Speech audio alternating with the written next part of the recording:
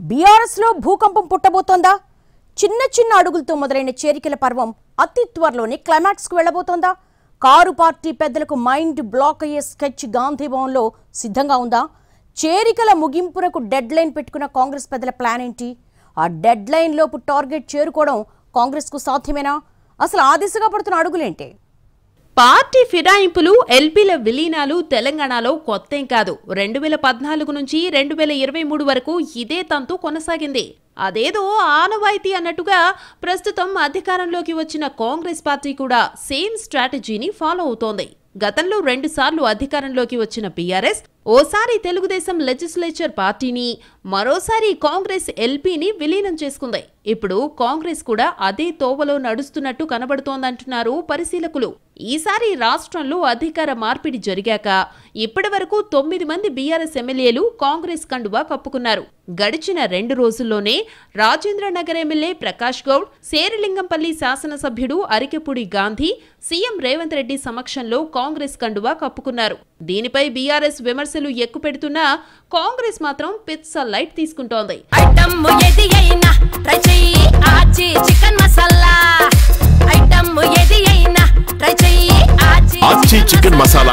అసలు పార్టీ ఫిరాయింపులకు ఆజ్యం పోసింది, లేని ఆలోచనను రేకెత్తించిందే బీఆర్ఎస్ బీజేపీ అంటూ రివర్స్ అటాక్ మొదలుపెట్టారు కాంగ్రెస్ నేతలు. పూర్తి స్థాయి మెజారిటీ వచ్చినా సరే పట్టించుకోకుండా కాంగ్రెస్ ప్రభుత్వాన్ని కూలుస్తామని కొందరు, దానంతటదే కూలిపోతుందని మరికొందరు కామెంట్స్ చేశారు.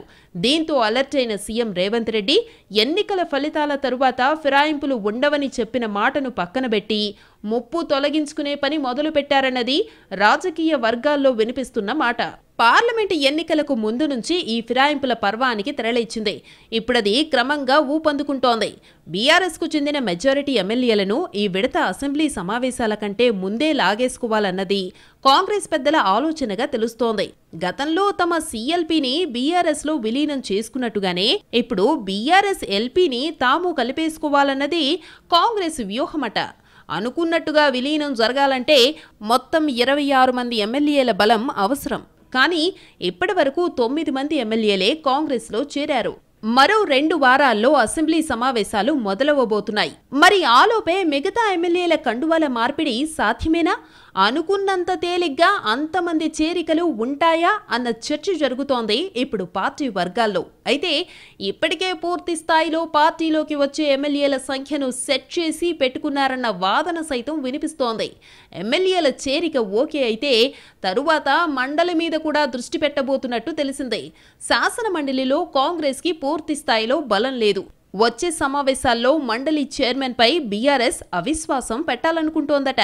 దీంతో ఎమ్మెల్సీల చేరికను కూడా సీరియస్ గానే తీసుకుని వర్కౌట్ చెయ్యాలి అనుకుంటున్నారట కాంగ్రెస్ పెద్దలు. ఇటు అసెంబ్లీ అటు మండలిలో ఏకకాలంలో బీఆర్ఎస్ ఎల్పీలను విలీనం చేసుకోవాలన్న ఎత్తుగడను అమలు చేయాలనుకుంటున్నట్టు ప్రచారం జరుగుతోంది. ఇప్పటికే రోజుకో ఎమ్మెల్యేని చేర్చుకుంటూ మైండ్ గేమ్ మొదలుపెట్టింది కాంగ్రెస్. మరి అసెంబ్లీ సమావేశాలలోపు పని ముగించాలన్న ప్లాన్ ఎంతవరకు వర్కౌట్ అవుతుందో చూడాలంటున్నారు పరిశీలకులు.